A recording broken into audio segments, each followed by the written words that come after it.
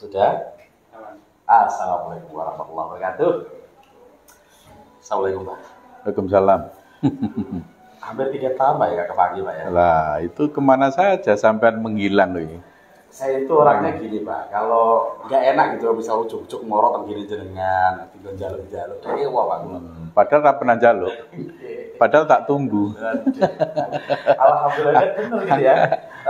2 tahun atau 3 tahun yang lalu kita pernah ngobrol. Acing calon Acing calon bupati Pak. Sampean kayak mancing-mancing aku terus nyurung-nyurung kan maju bupati. Iki nyalon kan Pak ya? Goro-goro sampean nyuruh kuwi. Saiki aku maju bupati. Dan November nanti tentunya ada coblosan. Nah ini baru bakal calon Pak ya? Bakal calon. Bakal calon. Nanti fixnya itu pengumuman bulan apa Pak? Ya, kalau sesuai jadwal di KPU kan pendaftaran di akhir Agustus, kemudian penetapan di bulan September. Ya, September itu penetapan jadi fix sebagai calon. Tepuk tangan. Ya boleh, tepuk tangan yang meriah. Yang lain juga dong.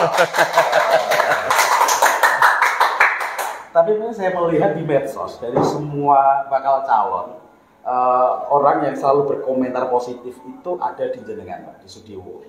Karena ada beberapa program yang tentunya ini sangat bermanfaat gitu untuk masyarakat dari beberapa tahun terakhir ini.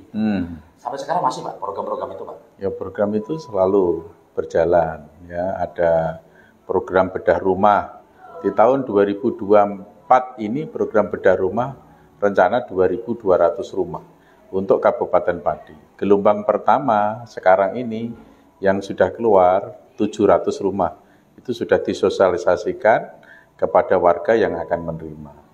Yang 1.500 lagi nanti bergelombang, ada gelombang kedua, gelombang 3. Pantesan ya netizen ini Pak Sudiwo ya Pak Sudiwo gitu ya. Terus ada program lagi yang namanya P3I. P3I itu irigasi. Irigasi kecil di masing-masing desa. Itu di tahun 2024 ini rencana 300 desa yang akan mendapatkan program P3I. 300 desa di ya, Pati? Pati. Itu ada 300 desanya Pak ya? Loh, desa Kabupaten Pati itu 401. Oh iya. Ya, 5 kelurahan. Ada program lagi sanitasi. Program pembangunan pembuatan kamar mandi dan WC bagi warga yang belum punya kamar mandi atau WC. Ada juga sanitasi pondok pesantren. Jadi pondok pesantren itu kita beri program sanitasi mulai dari tahun 2020. Semuanya gratis Pak. Ya, dan semua program itu sudah berjalan sejak tahun 2020 hingga sekarang ini. Iya, pantesan ya banyak yang memuji jenengan gitu ya. Tapi gini Pak, kan masih banyak ya di Pati di infrastruktur yang masih kalah ya sama daerah-daerah lain. Salah satunya jalan.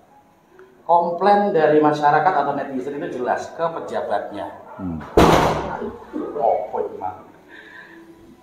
Apa yang Anda lakukan ketika nanti jadi Pak? Ya, semua masyarakat Kabupaten Pati itu menyaksikan dan merasakan jalan kabupaten ya, kita berbicara jalan kabupaten, bukan jalan desa, harus dipisahkan antara jalan desa dan jalan kabupaten. Hampir semua jalan kabupaten di wilayah Kabupaten Pati 1 tahun 2 tahun kemarin itu rusak berat dan hampir semua rusak berat lah, parah. Jadi kalau nggak salah di akhir 2021 itu kondisi jalan kabupaten hampir semua rusak parah. Tapi itu kan kewenangan pemerintah Kabupaten Pati, bukan kewenangan Kementerian PUPR. Saya sebagai anggota DPR RI ya hanya ikut prihatin begitu saja. Karena Kementerian PUPR tidak bisa berintervensi untuk membangun jalan kabupaten. Baru dimulai tahun 2023, ada Inpres, Instruksi Presiden nomor 3 tahun 2023, yaitu pemerintah pusat dalam hal ini Menteri PUPR itu bisa intervensi, bisa nangani jalan kabupaten. Baru mulai tahun 2023, dan di tahun 2023 itu Menteri PUPR atas upaya saya itu memberikan anggaran perbaikan jalan kabupaten untuk wilayah Kabupaten Pati itu 124 miliar. Nah, di antaranya kayak jalan Kayen Tambak Romo, Tambak Romo Gabus, Cengkal Sewu, Kudus, yang setiap banjir itu tidak bisa dilewati, sekarang sudah cor beton mulus. Kemudian Gabus Winong yang dulu kayak sawah, sekarang mulus. Kemudian Jaken, Batangan, kemudian Jaken yang berbatasan dengan Dura. Kemudian di wilayah perkotaan ini, jalan raya di jalan perkotaan Pemuda dan sekitarnya ini menjadi mulus, itu juga diantaranya 124 miliar. Kemudian desa Sumber Mulyo, Kecamatan Telogowungu, Pati Kota Gembong, nah itu 124 miliar itu adalah bantuan dari Kementerian PUPR. Tapi sebelum 2023 itu kita tidak bisa berbuat apa-apa karena itu murni kewenangan kabupaten dan pemerintah pusat tidak bisa berintervensi. Jadi kami sangat prihatin itu kondisi jalan di Kabupaten Pati. Sampai saat ini Pak ya? Sampai sekarang sangat-sangat prihatin. Bagaimana perekonomian bisa maju? Betul. Kalau infrastruktur jalan rusak. Infrastruktur jalan itu kan urat nadi perekonomian. Kalau urat nadinya rusak, putus, bagaimana perekonomian bisa jalan? Nah, di tahun 2024 ini jenengan nyalon. Ketika jenengan jadi, apa yang Anda lakukan tentang infrastruktur? Saya tentu akan prioritaskan untuk pembangunan infrastruktur jalan. Membangun infrastruktur jalan itu harus disesuaikan dengan fungsi tata ruang. Harus kita lihat tata ruang di wilayah tersebut, kecamatan tersebut itu untuk daya dukung perekonomian apa. Kalau misalnya kecamatan A, kecamatan B itu untuk industri, untuk pabrik, berarti kriteria jalannya untuk pertumbuhan, untuk pendirian pabrik yang seperti apa? Yang lebar, yang kuat.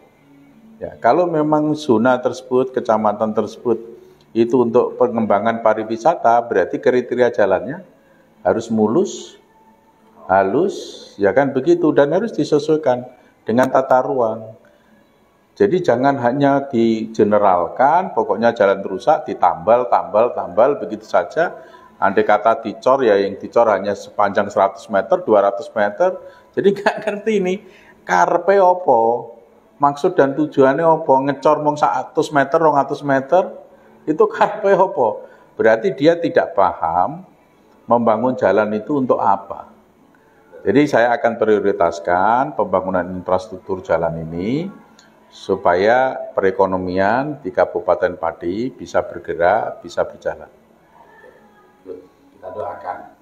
Karena sampai saat ini memang jalan di Pati ya, itu iris ya. Hari ini aja yang ngetak Pati News itu dua ya. Yang di KAP tadi kan ada yang ngepost itu di ya adalah gitu. Nah, masalah klasik lagi Pak ya, yang dulu pernah kita bahas ya. Sekarang malah bahkan setiap tahun itu banjir di Pati gitu Pak. Itu kan permasalahannya juga kita tahu. Ya. Apa? Jadi gini ya. Jadi gini ya. Kita ini dihadapkan satu persoalan yang pelik di Kabupaten Pati, utamanya Pati wilayah selatan. Betul. Ketika musim kemarau kekurangan air, baik air untuk pertanian maupun air baku untuk rumah tangga. Ketika musim hujan dihadapkan bencana banjir, ya kan? Ini harus kita evaluasi. Bencana banjir ini disebabkan karena apa? Kalau kita salahkan fungsi hutan yang berubah, alih fungsinya, yang dulu hutan lebat sekarang gundul, itu bukan ranah kami di kabupaten, ya kan? Itu ranah pemerintah pusat. Tapi yang menjadikan pertanyaan, apa yang bisa dilakukan oleh pemerintah kabupaten? Ya. Satu, menata sistem drainase. Jadi sistem drainase di wilayah Pati Selatan maupun di Pati Utara beberapa tempat, itu sistem drainasenya tidak baik, tidak berjalan. Jadi ada banyak sumbatan air yang seharusnya bisa langsung mengalir ke sungai-sungai, tetapi itu tersumbat karena sistem drainase tidak bagus. Ya, yang kedua, penanganan pengendapan sungai-sungai itu terlambat, tidak dilakukan segera mungkin, gitu, tidak sesegera mungkin. Karena apa? Mungkin model penganggarannya yang salah, gitu.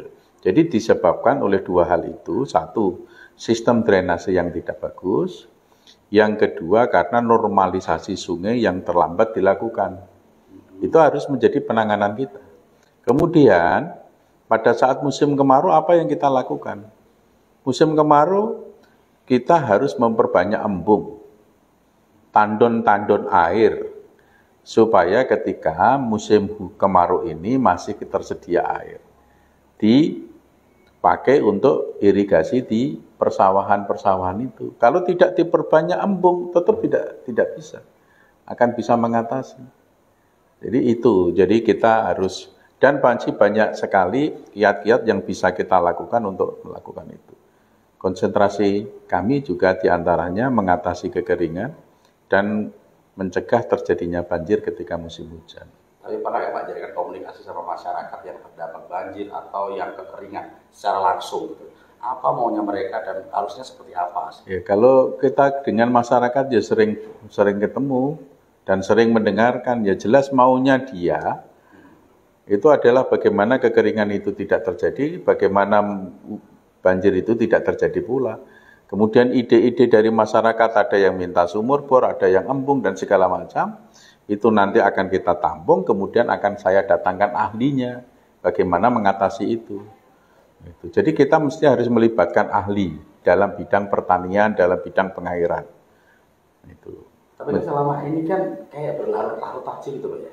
Cuma hanya sekedar untuk ketika banjir, wis tinggal pencitraan dulu pejabat-pejabat. Saya tidak mau.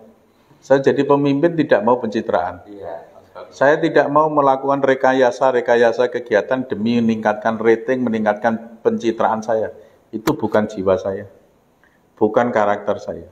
Kalau toh citra saya ini naik karena saya melakukan sesuatu untuk masyarakat. Citra naik karena karya, bukan citra naik karena rekayasa. Itu bukan jiwa saya. Kalau terus ada musim hujan, saya turun, terus ngikut apa itu ngambilin ngarungi pasir karung, terus tuh naik itu bukan jiwa saya. Itu bukan karakter saya. Saya tidak mau meningkatkan citra di tengah-tengah masyarakat kena musibah. Tapi saya akan turut langsung mengidentifikasi apa pokok persoalan terjadinya musibah itu, pokok persoalan mengapa terjadi bencana banjir itu, sehingga akan kami rumuskan sebagai solusi dalam bentuk program atau kebijakan. Saya nggak mau pencitraan sedikit pun, itu bukan jiwa saya, bukan karakter saya. Oke, tahan dulu dong. Awas sih saya takut bos. Isi rekap ya. Tekan di mau lali. Mungkin teman-teman ada yang pengen ditanyakan. Kebetulan masih ngobrol. Adi Sapore. Ya, pada kesempatan ini juga ingin saya sampaikan. Ya, kalau menangani jalan, itu relatif lebih mudah. Asalkan saya siapkan anggaran, tidak sampai 1 tahun jalan itu sudah terbangun sesuai dengan harapan. Tapi kita kan berpikir jangka panjang. Pilar pembangunan itu justru utamanya adalah sumber daya manusia. Saya juga selain infrastruktur, selain pertanian, penanganan banjir itu tadi, saya akan fokus untuk pengembangan sumber daya manusia Kabupaten Pati. Warga Kabupaten Pati harus menjadi pinter dan harus berkarakter. Dan bagaimana caranya, Pak? Ya, tata kelola pendidikan ini harus kita tangani secara baik, dan saya sudah membentuk tim untuk memberikan masukan pengelolaan pendidikan yang baik dalam rangka pengembangan sumber daya manusia Kabupaten Pati. Ada 3 profesor yang sudah masuk dalam tim penanganan sumber daya manusia Kabupaten Pati. 1 dari UGM, 2 dari UNY. Di antara 3 profesor ini, ya, 2 ini dari Kabupaten Pati, Kemudian saya juga menggandeng pengajar dari SMA Taruna Nusantara Magelang. Ya. Saya serahkan ahli yang saya inginkan bahwa masyarakat Kabupaten Pati itu pinter dan berkarakter, itu dia masukannya seperti apa, kemudian saya konversi menjadi program dan kebijakan.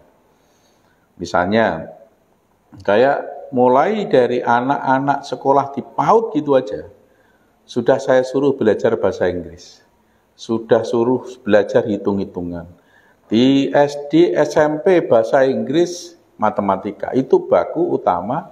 Kemudian ada kegiatan-kegiatan ekstrakurikuler. Ekstrakurikuler itu penting. Jangan dianggap tidak penting. Kegiatan olahraga, seni, budaya, dan segala macam, banyak macam kegiatan itu dalam rangka membangun karakter anak. Dan itu akan kita dorong.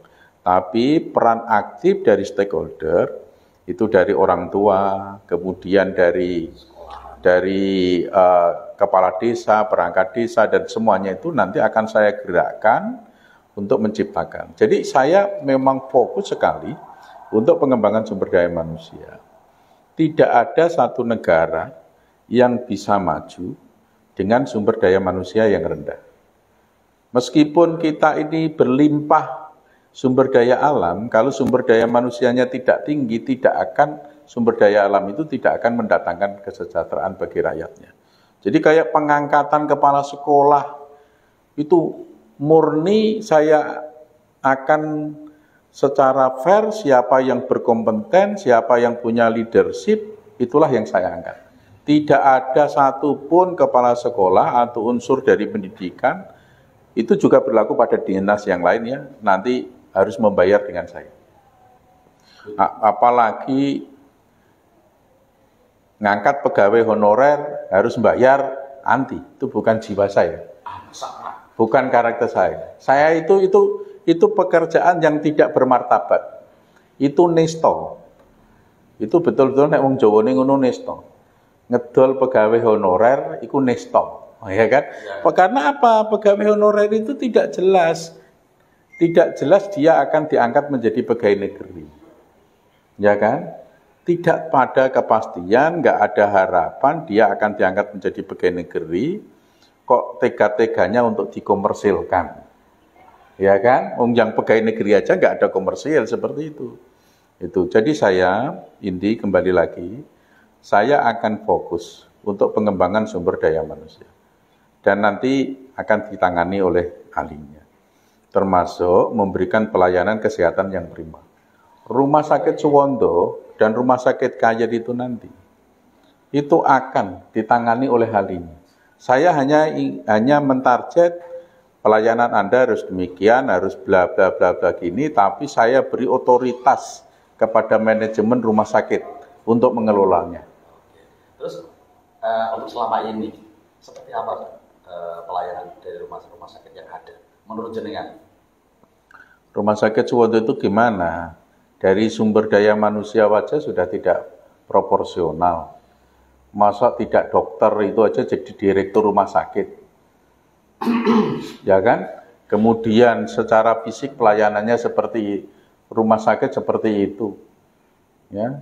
Jadi nanti akan saya tingkatkan baik sumber daya manusianya, baik manajemennya, baik sarana prasarananya, baik teknologi medisnya, fasilitas penunjangnya, kemudian attitude, perilaku semua pegawai rumah sakit Suwondo itu akan kita bina sedemikian rupa supaya betul-betul punya jiwa melayani.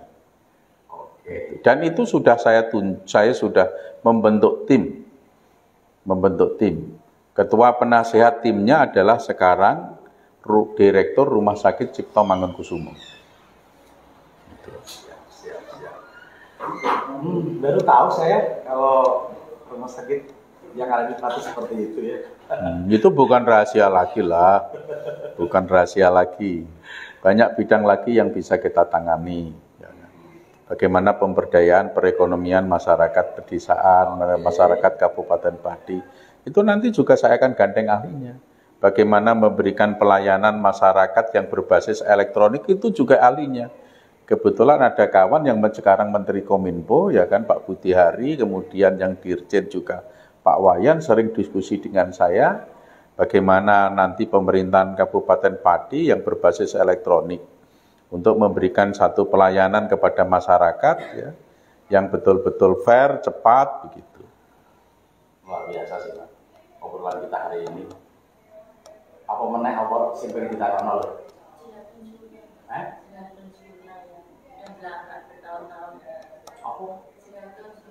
Jaringan irigasi Jeraton. Ya, Jeraton itu kan memang perencanaan dan pembangunannya oleh Kementerian PUPR yang dibangun pada tahun 1990-an. Sampai sekarang jaringan irigasi yang namanya Jeraton Seluna itu tidak berfungsi. Itu mangkrak. Sebabnya apa? Saya sudah konfirmasi nih dengan Menteri PUPR, itu disebabkan karena salah perencanaan. Pengoperasionalan itu membutuhkan biaya yang sangat tinggi karena harus mengangkat air dengan mesin baru masuk ke jaringan irigasi. Lah mesin ini belinya juga mahal, kemudian bahan bakarnya juga mahal, sehingga itulah yang dikatakan perencanaan Jeraton Seluna di tahun 1990 itu salah. Itu salah. Itu bukan ranahnya sini. Pak Basuki Menteri PUPR saja angkat tangan. Itu kewenangannya Pak Basuki Menteri PUPR. Itu aja angkat tangan. Gitu ya. Kalau memang itu bisa diatasi, dilaksanakan, pasti sudah dilaksanakan.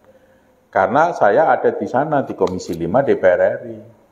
Kemudian sekarang ini saya sampaikan juga ada program yang spektakuler, yaitu pembangunan bendung karet di Desa Bungasrejo, Kecamatan Jakenan. Ya. Itu sudah dibangun Pak ya? Sudah dibangun, sudah hampir selesai. Anggarannya 250 miliar. Itu monumental tuh pembangunan itu. Maka nanti satu kesempatan masyarakat Kabupaten Pati silakan lihat secara langsung pembangunan bendung karet itu di Desa Bungasrejo, Kecamatan Jakenan. Ya, lihat aja secara langsung. Fungsi daripada bendung karet itu apa? Untuk memfilter supaya air laut tidak masuk ke Sungai Juwana. Kalau masuk ke Sungai Juwana, bercampur dengan Sungai Juwana, ketika Sungai Juwana ini melimpah masuk ke persawahan, maka menjadikan gagal panen. Dan karena itu sudah terjadi mungkin ribuan tahun yang lalu, ratusan ribu tahun yang lalu, sampai di daerah Winong, Tambak Romo yang jauh dari Sungai Juwana aja, kalau gali sumur air dalam, keluarnya air asin. Nah, satu itu untuk memfilter, untuk mencegah air laut masuk ke Sungai Juwana. Yang kedua, fungsi yang kedua, jaringan irigasi. Jadi bendung karet itu nanti meninggikan permukaan air, kemudian dibuatkan jaringan irigasi, wilayah Kecamatan Jakenan, wilayah Kecamatan Juwana, wilayah Kecamatan Pati Kota, bahkan wilayah Kecamatan Gabus, itu bisa teraliri jaringan irigasi teknis oleh karena adanya bendung karet. Itu fungsi yang kedua. Yang ketiga, ini bisa menjadi sumber PDAM, air minum Kabupaten Pati. Jadi, yang keempat itu bisa fungsi rekreasi. Kemudian lagi, sekarang ini sedang pembangunan di Sungai Juwana bagian hilir, di Desa Bindar itu kan kapal parkir di tengah sungai. Betul. Ya. Di tengah sungai, oleh karena di pinggir itu tidak bisa untuk, karena parkir di pinggir-pinggir ditambat, ditaleni nenggone pinggir kali, itu tetap bisa jorok nenggone tengah sungai. Lah iku terus saiki dibangun pelebaran Sungai Juwana di Desa Bindar, di sungai ini diambake 20 meter, dibuat tanggul, di belakang tanggul digawe jalan cor beton, tebalnya 25 cm, lebarnya 5 meter, sepanjang 1 km lebih. Jadi nek saumpama ana kecelakaan kebakaran iso langsung mobil pemadam kebakaran mengatasi.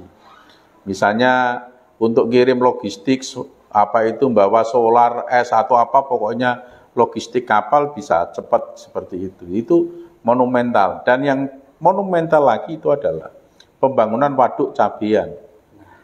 Waduk Cabean itu untuk irigasi di wilayah Kecamatan Juwana. Tapi waduk itu dibangun di Desa Karanganyar, Kecamatan Todanan, Kabupaten Blora. Mengapa harus di sana? Karena tidak bisa waduk ini dibuat di Desa Guyangan, Kecamatan Pinong. Oleh karena apa? Banyak rongga-rongganya, yaitu banyak gua. Jadi air itu pasti hilang, meluap. Sehingga buat waduknya ada di bagian hulu, di atas sana, yaitu Desa Karanganyar, Kecamatan Todanan, tapi Banyunengko untuk Kecamatan Winong. Sekarang ini alat-alat berat sudah datang di sana, yang direncanakan 2025 sudah selesai. Ini berarti sudah berjalan? Sudah berjalan. Alat-alat berat sudah masuk di sana. Kemudian lagi ini yang sekarang saya sedang berusaha maksimal adalah pembangunan jalan tol Demak-Tuban, melintasi Kabupaten Pati. Biar Kabupaten Pati menjadi kabupaten yang terbuka. Itu bisa mendatangkan investor. Nah, kembali kepada investor, ini saya sampaikan, saya ingin ada investor yang menanamkan investasinya di Kabupaten Pati. Kalau sudah saya bangun infrastruktur jalan yang mantap, ya kan, itu investor pasti akan tertarik. Dia akan memilih titik lokasi sesuai dengan tata ruang daerah, jalannya mantap, pasti dia akan tertarik. Dan saya akan layani investor itu sebaik-baiknya. Jadi kepala desa, camat, perizinan, BPN, dan semua pihak yang terkait dalam pemerintahan itu akan saya kumpulkan, saya pimpin langsung, mekanisme perizinan dibuat yang sesimpel mungkin, tetapi itu tidak menabrak peraturan perundang-undangan. Ya, kepala desa harus melakukan apa, camat harus melakukan apa, dinas perizinan harus melakukan apa, itu nanti akan saya pimpin secara langsung. Sehingga investor ini merasa nyaman, merasa senang untuk berinvestasi di Kabupaten Pati. Dan banyak hal lah nanti yang akan bisa kita ciptakan. Oke, ini terakhir Pak ya. Mengenai pariwisata. Pati kan sangat tertinggal Pak ya. Ya memang kita harus lihat. Jadi pariwisata ini apa yang menjadi kendalanya, ya kan? Ya. Jadi pariwisata itu bisa menjadi objek wisata, ya, bisa menjadi destinasi wisata. Betul. Kalau untuk objek wisata mungkin banyak spot-spot yang bisa memenuhi kriteria menjadi objek wisata. Betul. Tapi apakah dia menjadi tujuan para wisatawan, apakah dia dikunjungi oleh wisatawan, itu masih butuh dukungan yang lain. Ada instrumen-instrumen yang lain yang perlu dilakukan. Misalnya bagaimana akses ke objek wisata itu. Bagaimana membuat masyarakat setempat menjadi masyarakat wisata. Ya kan? Bagaimana link antara objek wisata satu dengan yang lain, itu ada jaringan yang bagus atau tidak, infrastrukturnya, dan bagaimana promosinya, dan lain sebagainya. Kalau kita hanya melihat satu spot, satu titik, oh itu bagus, berarti menjadi objek wisata. Tapi apakah dikunjungi orang? Nah, itu yang menjadikan PR kita. Sehari 2 hari Pak biasanya Pak. Sehari mengunjungi males lah, makanannya itu apa. Ya, nah itu juga menjadi PR kita. Tahu, paham saya. Ya. Sekarang hampir semua wisata di Kabupaten Pati sepi Pak. Ya. Ya, yang penting kita perhatikan penuh bagaimana wisata itu bisa berjalan, dan yang lebih utama bagaimana ekonomi itu bisa bergerak. Keren sih, Mas Sudewo. Terima kasih waktunya. Terima kasih, sama-sama. Oke, next kita akan ngobrol lagi bersama Mas Sudewo. Kita bahas tentang Pati tentunya. Dan terima kasih atas perhatian semuanya. Sampai jumpa dan Assalamualaikum warahmatullahi wabarakatuh. Assalamualaikum warahmatullahi wabarakatuh. Dimakan ya.